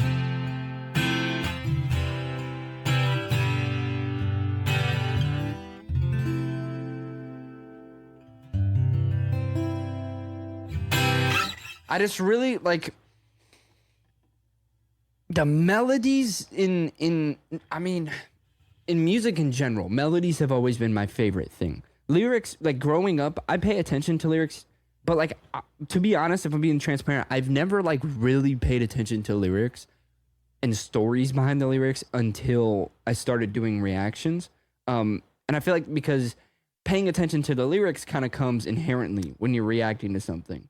If you are throwing a song on and you just listen to it for what it is and, you know, give a general consensus or review based off of just simply like sonics and maybe a line or two you catch here and there, like that's fine for sure, like to each his own. But I felt going into reacting, especially, I mean, it depends from artist to artist, from song to song, but I like to get into the lyrical content, and you know, just get the backstory. You understand the song more, right? But melodies have always been like my biggest thing growing up. That's what would make me like a song, was how good is the melody?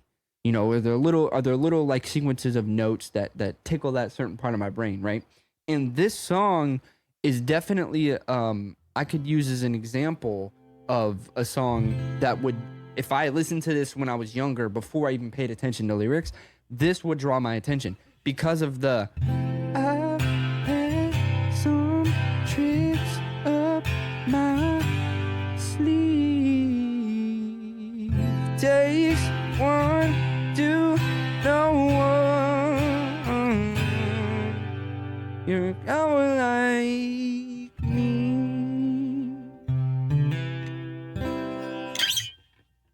Melodies like that would just draw my attention as a kid, and that hasn't changed. I still like a good melody. Who doesn't?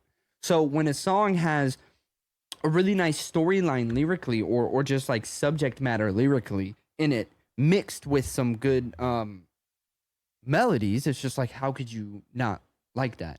So this is definitely a front runner for me too. Cowboy Like Me. It's just hard to sing Taylor Swift songs, man, because she, like, the notes aren't high. Okay, for this song in particular, the notes aren't super high.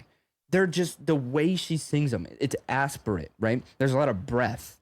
It's she really over the years has mastered that like storytelling singer-songwriter vibe.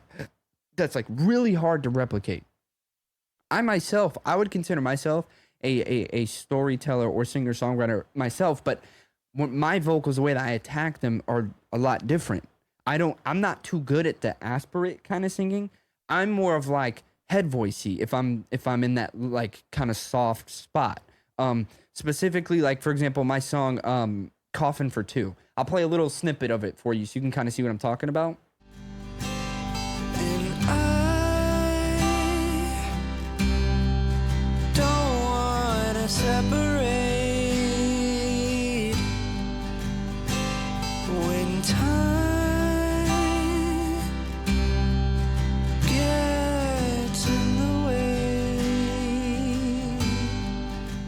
So in that song, I started more head voicey with a little bit of breath, but it's more head voice. She can do head voice or chest voice, any kind of register she wants, and she can give it that aspirate undertone, a lot of breathy, a lot of emotion in it, almost like sighing, if that makes sense, on pitch. It's a really hard thing to replicate.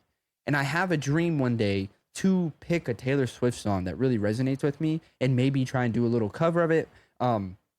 It's just going to be hard. Yeah. But if you like that song, feel free to check it out. I'll put a link to the whole album in the description of the video if you want to check out some more songs like that. That's my most recent album called Roots. And yeah. All right. Up next is song number 12. This is Long Story Short, the official lyric video. Let's do it. Oh, I could go for some coffee right now.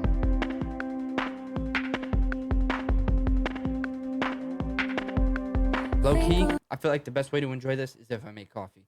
1 second. All right. Got me some coffee.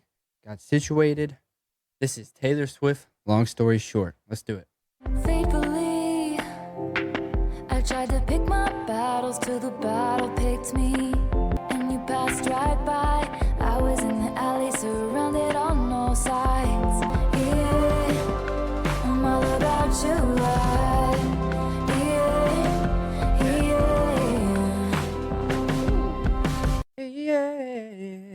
Nice little run there.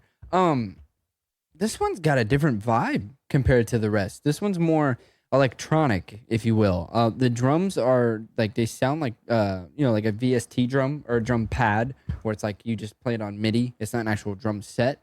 And there's like some keys or chords being playing in the background. Lyrically, faithfully, I try to pick my battles till the battle picked me.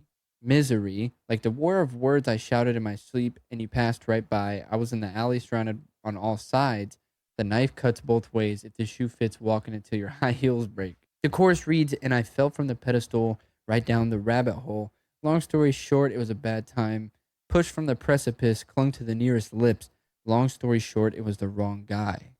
So, this, long story short, I forget who it was that told me, but somebody told me that there was a song in this album that does talk, um, or has to do with Kanye West and what happened in 2016.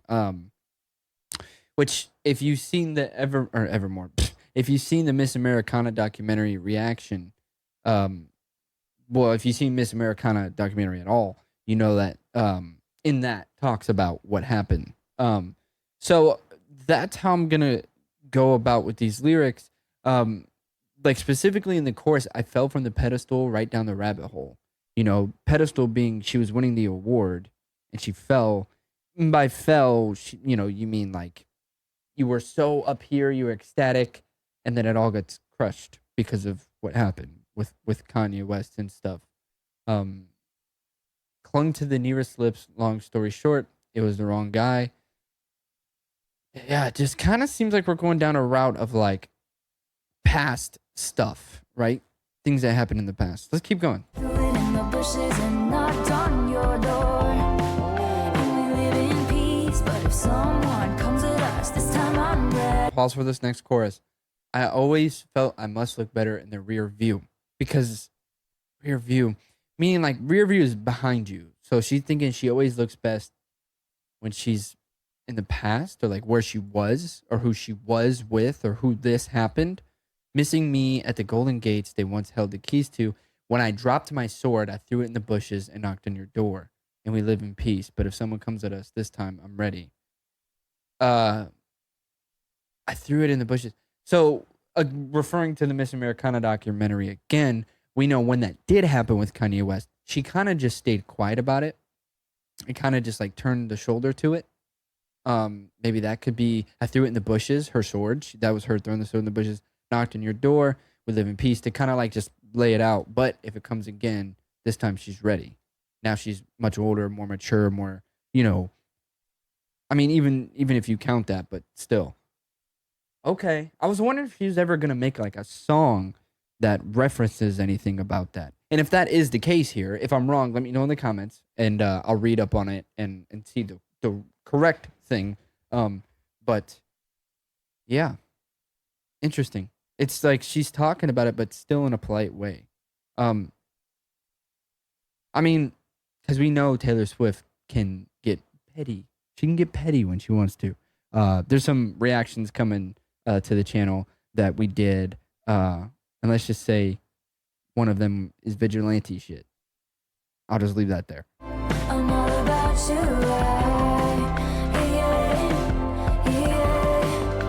I'm all about you. No more keeping score. Now I just keep you warm. One thing I want to say about Taylor Swift that I really admire is most of her songs, if not all of them, have a bridge. A lot of songs nowadays don't. Like nowadays, people are so worried about their songs being like a minute, 2 minutes long. And I blame TikTok for that. But also just, as music evolves, right? But still, like a lot of times they're focused on their tracks being shorter. So how do you make a song shorter? Well, you cut out the bridge and you mainly focus on the chorus. So the verses are kind of like throwaways. The chorus is the real reason why people listen to a lot of songs nowadays. Not all, but a lot. But no, she continuously has bridges in all of these songs. I mean, granted, this album, how old is this album? 61 million subs is crazy on YouTube. 4 years ago. Actually, yeah, so that's still very recent if that's when this album came out. So I don't know. That was just something I just wanted to commend her on. I wanna tell you not to get lost in these petty things you never see. Ooh, hold on. So no more keeping score. Now I just keep you warm. No more tug of war. Now I just know there's more. No more keeping score. Now I just keep you warm. And my waves meet your shore. I'm all about you. Did you catch that in the left ear? Just a little or whatever. That was horrible. I'm sorry. I'm all In the left ear right there? I'm all about you now. I'm all about you. Long story short, I survived. Hey, the way she broke up the word survive there. Round of applause. That was long story short. Official lyric video. Yeah, I mean, props to her for one, the way she has handled things in the past. I mean, like I said, she does have her songs where she can get petty when she wants to, but she also knows when not to. And I think she did that very well. I mean, for a while, we saw, I keep referencing the Miss Americana documentary, but that's why I'm glad I watched it, because I can reference it. We know for the longest time, she really kept to herself until it got to the whole, like that whole political side with Twitter. And, if you know what I'm talking about, you know what I'm talking about. Like she knows, she even said it like in the beginning, like she knows what battles to pick and what battles to leave alone. But here it's just like, you know what? I'm literally just done. Long story short, it was a bad time, but I survived, and she's damn right. Look where she's at now. Damn, dude. All right, up next, track number 13 on Evermore. This is Marjorie. Never be so kind, you forget to be clever.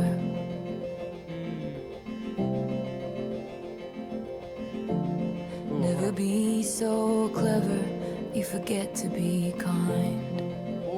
Flip on that. I want to talk about that really fast. Sorry to pause so soon. We're going to bring it all the way back to the beginning. Never be so kind, you forget to be clever. Because if you're too nice, people take advantage of that to where you're almost naive. You're almost labeled naive for being too kind. You let people walk all over you. But never be too clever, you forget to be kind. Never, like, if you're too clever, you're I mean, I can't find the words right now to signify clever as like not as selfless, right? Like you're too clever, like maybe you don't trust people, maybe you always have your guard up, that you forget not all people are like the people from the first line. You see what I'm saying? That was a crazy good flip right there. What died didn't stay dead. What died didn't stay dead. You're alive, so alive. And if I didn't know better, I think you were listening to me now. If I didn't know better. Marjorie Finley. Who's Marjorie Finley? Let's look that up. She was an opera singer and Taylor Swift's grandma. Hold on. Marjorie Finley was an American opera singer and television personality, and the maternal grandmother of singer-songwriter Taylor Swift. She was a coloratura soprano who performed in concert, opera, and supper club settings. Finley won a talent contest on the ABC radio show Music with Girls in 1950, leading to a tour on the show. She later had her own television program. Oh, this is about her grandma. I was wondering, like, damn, why is this sad as hell? And if I didn't know better, I think you were talking to me now. If I didn't know better, I think he's still around. What died didn't stay dead. What died didn't stay dead. You're alive in my head. What died didn't stay dead. What died didn't stay dead. You're alive. Oof. It's kind of giving me vibes of like you got Epiphany. What died didn't stay dead. What died didn't stay dead. You're alive. Is that Justin Vernon here in the background? Dead. What died didn't stay dead. You're alive, so alive. And if I didn't know better, I think you were. Okay. Okay. That second chorus. Never be so polite, you forget your power. Never wield so much power, you forget to be polite. Kind of goes on the first verse, but Different meanings. So never be so polite that you forget your power. Never put people in front of you so much that you forget, like, hey, you also are human and you also have feelings. That's just one way to take that. And then never wield so much power you forget to be polite, which is basically the opposite. Don't be so full of yourself that you forget others have feelings. Really good lyrics. I wonder if she wrote those, or maybe are those things like her grandma said to her. Look, moral of the point is, I think we have Justin Vernon's vocals on this, making it even more emotional. I'm gonna let the rest of this song play out. I just want to let it play out. But overall, rest in peace to Marjorie. Beautiful song.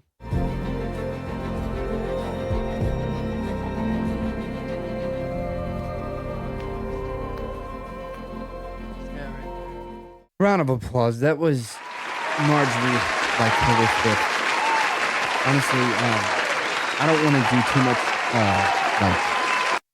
I don't want to do too much because I mean it's it's pretty face value what that's about, and I don't want to sit here and make a fool of myself going, oh, the production, blah blah blah blah. Like it was just it's a beautiful song remembering your grandma. Let's just leave it at that. Awesome visuals too. I like that they had like those old videos and pictures and stuff. Up next, we have track number 14. This is called Closure. We only have 4 songs left in the Evermore Deluxe version playlist here. Nearing the end. Let's do it. It's been a long time, and seeing the shape of your name still spells out pain. Yes, I got your letter. Yes, I'm doing better. It cut deep to know ya, right to the bone. Closure. Okay, we're gonna pause real fast. These drums are super interesting. Super interesting drum line on that. They're mixed. Like it's almost like yeah, they're drums, but it's almost like if I could just label percussion as one single instrument, I feel like it would be whatever that is. That's super interesting drum line back there. Also, interesting vocal take on this one. It's been a long time, and seeing the shape of your name still spells out pain. It wasn't right the way it all went down. Looks like you know that now. Yes, I got your letter. Yes, I'm doing better. It cut deep to know ya, right to the bone. I got your letter, doing better. I know it's over. I don't need your closure. Definitely a falling out is happening. Definitely a falling out. Your closure. What was that? Your closure.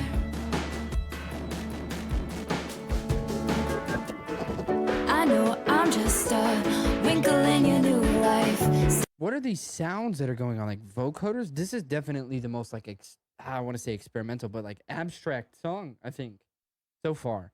I don't know if that's a vocoder or if maybe they just use something like I use this thing called Little Altar Boy. There's a there's it's in the Sound Toys bundle. It's a plugin, and there's a plugin in there called Little Altar Boy, and I think it's DJ octave low or something like that, and it like pitches basically vocal pitch, like they pitch your voice up and down to make it sound all crazy. That's an interesting mix on this one. It really just sounds to me like a friendship falling out or has fallen out, or a relationship, whatever you want to call it. And it's just like, listen, I don't need your pity or whatever. Like, just like we get it, we're no longer friends or whatever. Like, just leave it at that. Let's just move on, kind of deal. Like, stop sending me a letter. I don't need it. I'm fine with what I have. Just move on.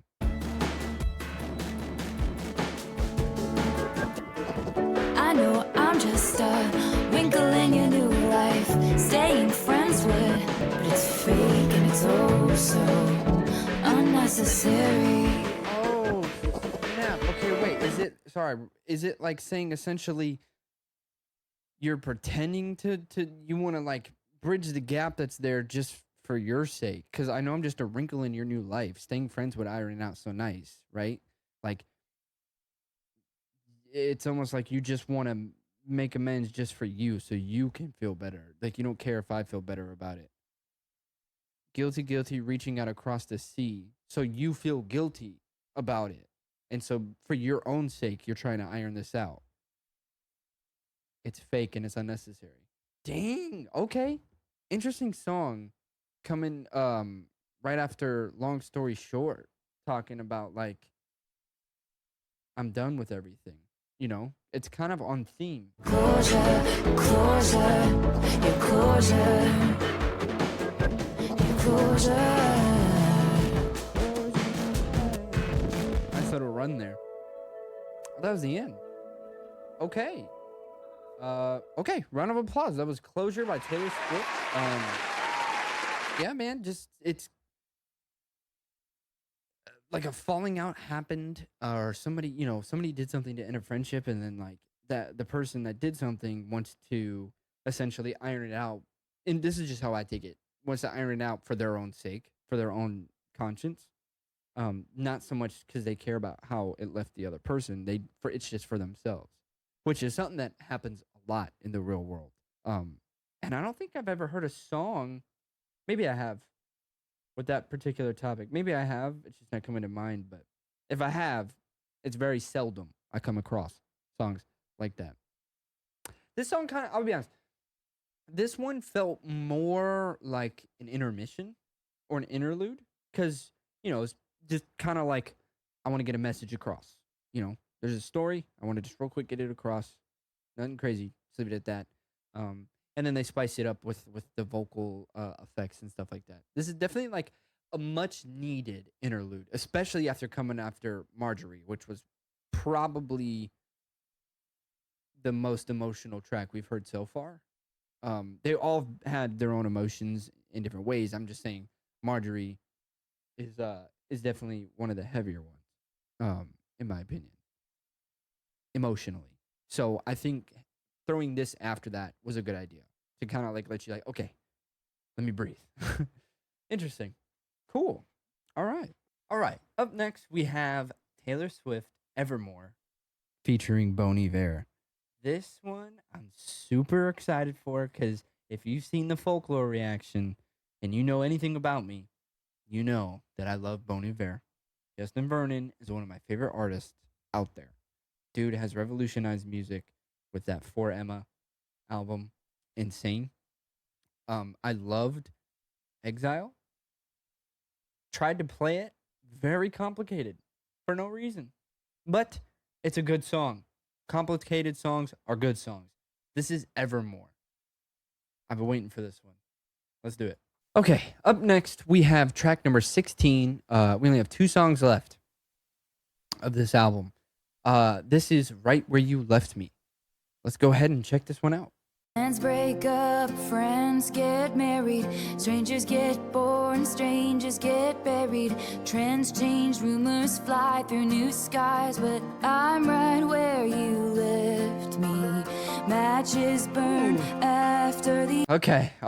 We got some little bit happier sounding vibes here with the banjo. Okay. You left me. Help, I'm still at the restaurant, still sitting in a corner I haunt. Some perspective, but I sat and stared right where you left me. You left me, no. No. Nice vocals on this one. The low notes, you hear the low notes? Friends break up, friends get married, strangers get born, strangers get buried. Trends change, rumors fly through the new skies, but I'm right here where you left me. Matches burn after the other, pages turn and stick to each other. Wages are earned and lessons are learned, but I'm right where you left me. Help, I'm still at the restaurant, still sitting in the corner that I haunt. Cross-legged in the dim light, they say, what a sad sight. I swore you could hear a hairpin drop right when I felt the moment stop. Glass shattered on the white cloth, everybody moved on. I stayed there, dust collected on my pinned up hair. They expected me to find some perspective, but I sat and stayed there. Stayed right there. I'm getting like there was some kind of falling out with maybe a group of friends or something, or everybody moved on and did their own thing, and there's one person like stuck in the moment. They can't get over it. They can't move past. whether it be a falling out and they're stuck on it, they can't move on, or people grow up, times have changed, and you're sitting there missing the old days, the good old days, and you're still stuck in them, or want to be, or are trying to keep them alive. That's where I'm at so far, dude. Loving the vibe of this one with the banjo in there. She's still 23 inside a fantasy, and you're sitting in front of me. Shattered on the white cloth, everybody moved on. Help, I'm still at the restaurant. So maybe we're talking about multiple instances here. I still feel like the one with the friend group, like that's kind of where I take from, right? But I mean, also it could be relationship because, where's it at? Where's it at? Where's it at? Okay, time went on for everybody else. She won't know it. She's still 23 in her fantasy, how it's supposed to be. Did you hear about the girl who lives in delusion? Breakups happen every day. You don't have to lose it. You're sitting in front of me at the restaurant, cross-legged in a dim light. Everything's just right. I could feel the mascara run. You told me that you met someone. So that's where I'm thinking it's like, okay, relationship ends. And maybe the person's still stuck in what could have been with that relationship. Or they're like, no, that was supposed to be the one. Multiple angles. I'm finding this one. That second bit makes me think, yeah, it could be relationship. But we could look at it like that, and I feel like we also could look at it as a friend group being stuck, like wanting those old days back. And I know, like, a lot of you guys say in the comments, like, hey, yeah, Taylor Swift might have a certain way that she interprets the lyrics, but she loves just as much as the community, like the Swifties community, love hearing different interpretations because everybody does interpret music a little bit differently. It depends on the song, right? But yeah, I mean, I can see both angles here. Obviously, we see the relationship one with, the breakups happen every day, but you could say breakups like a friendship breakup, right? Like your friends, like the friend group just breaks up. They move on, does their own thing in life. But also, then there's I could feel the mascara run when you told me that you met someone that would most likely be for a relationship, there, but like it also could just be more like multiple instances in their life or in her life or whoever's life that she's talking about. There's the friend group, then there was the relationship, or it could all be around the relationship. But I just love different interpretations. It hits everybody differently. And this is my first time hearing these songs, so I'm just going off of what jumps out at me at first, right? I do plan, as I stated earlier, to like hopefully one day like go through a bunch of her songs that really stick out to me in full deep dive, do a whole video just on one song.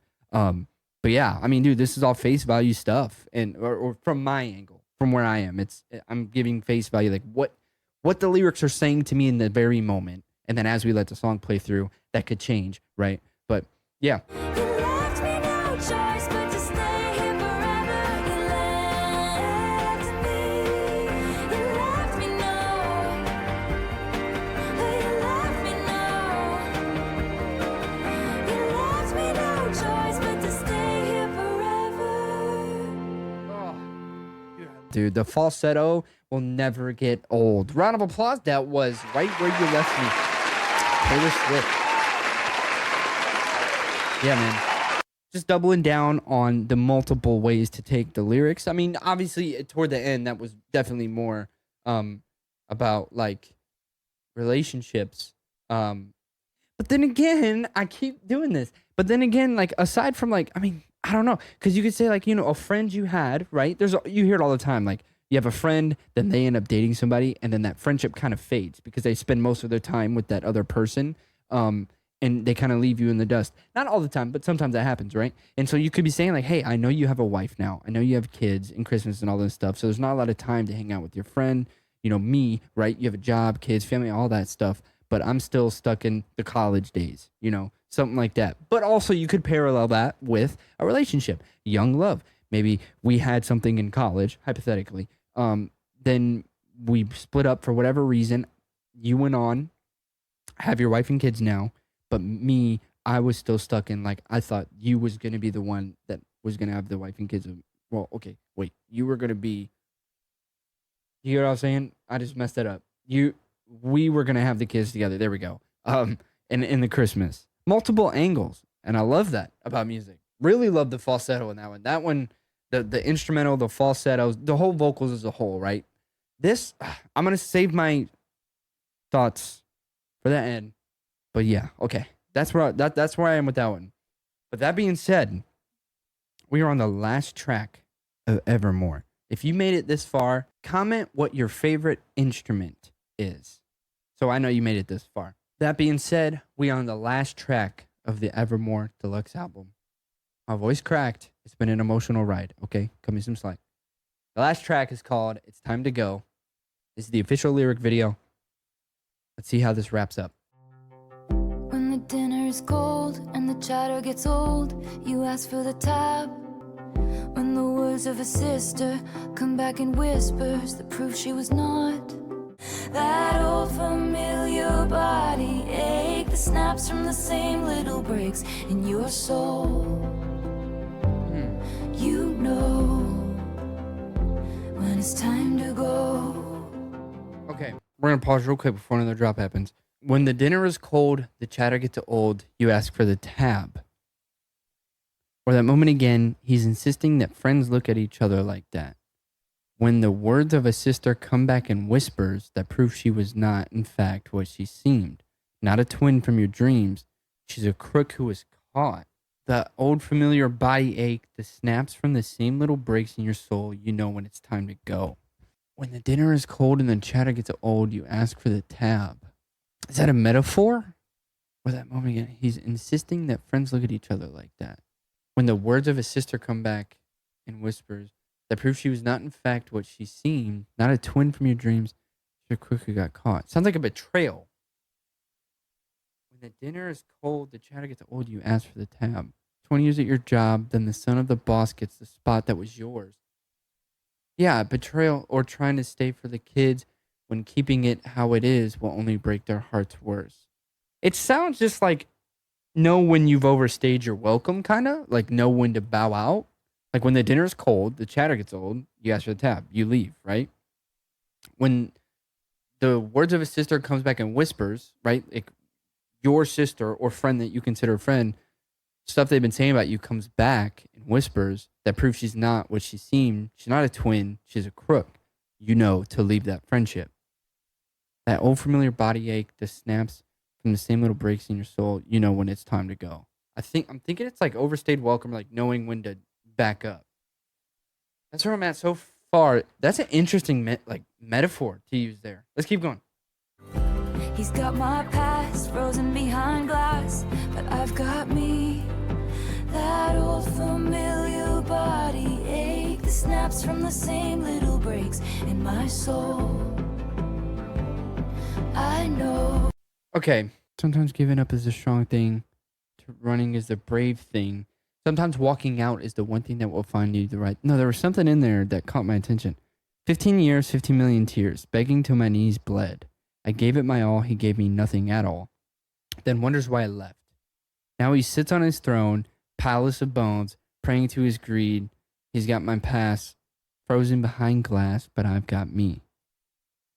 What was that dude, what was his name? The dude that took her masters, Scooter Braun, Big Machine Records, previously was Scooter Braun, sold those masters to Shamrock Holdings Private Equity.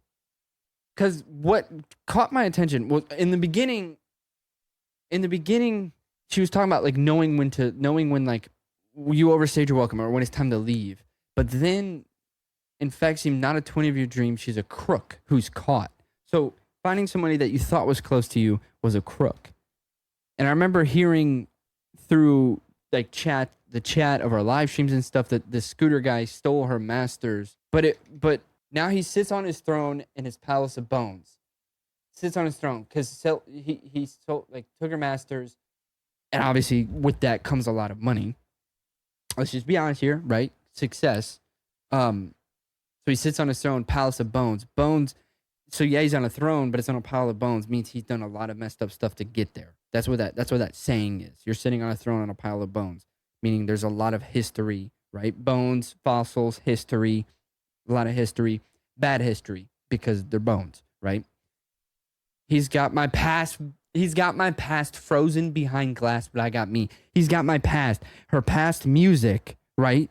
But also in her music, she wrote a lot about her past experiences. That's a bar. That's a scheme.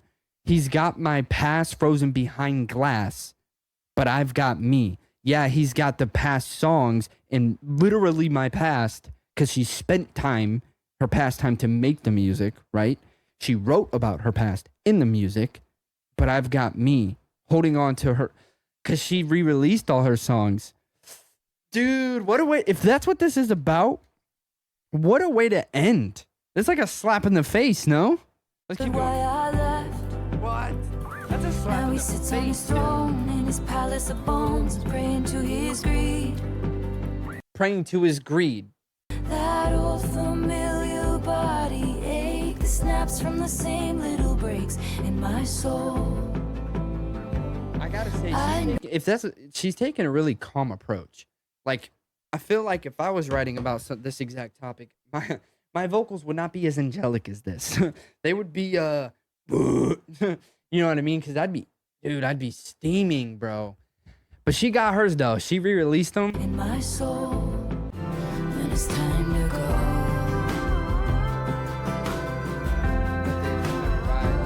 So then you go.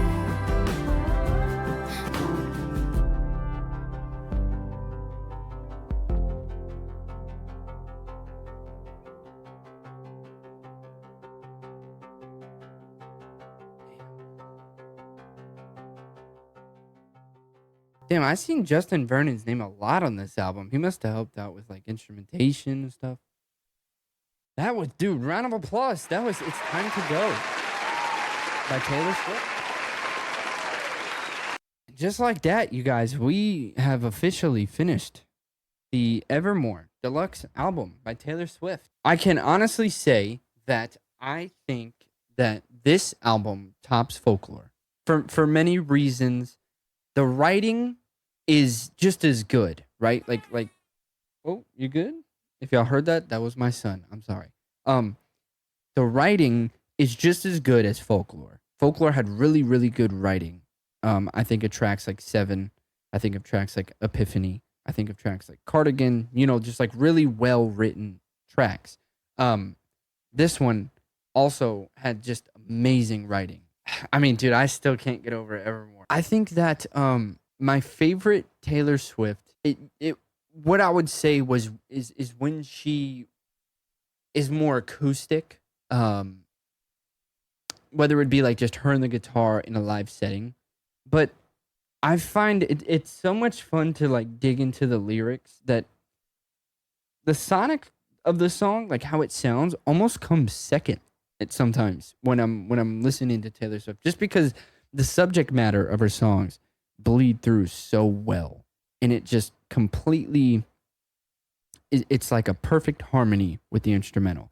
And that's kind of the theme that I was finding myself having throughout this entire reaction to this album was the tracks. It's so important that you do listen to the instrumental as well, just as much as the vocals. Even if it means listen to the song, listen to the vocals, right? The first time. Listen to the story. Then go back and listen to the instrumental and listen how the instrumental wraps around that story and helps kind of push it to where it wants to go.